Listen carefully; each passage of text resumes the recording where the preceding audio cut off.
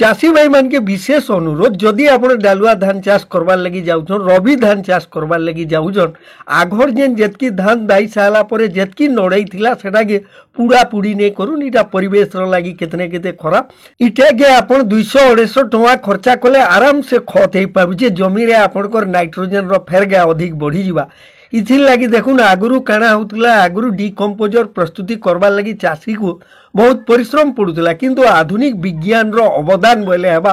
आजिकल powder form रे आसुचे decomposer जेनटा कि गुल्ले की सीधा नहीं जमी रे नड़ा उपरे झिटी देबे तार उपरे रोटावेटर टिके चलाई देके तल ऊपर कर देबे हल्का हिसाब रे पानी टिके लगे दे पारबे आराम से 10-15 दिन सबू जेते सड़ी जाउछे जदि भी आपण आगुरु जुती देउछन कि आगुरु धरुन तल ऊपर करी देइछन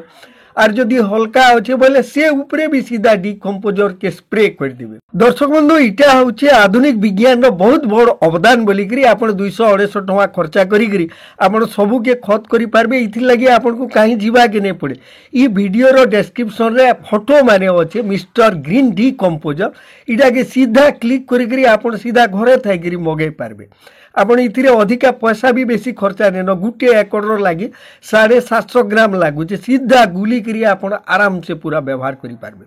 पूरा पूरी नहीं करूँ आराम से इटा खत हो पारे सीधा वीडियो डिस्क्रिप्शन रे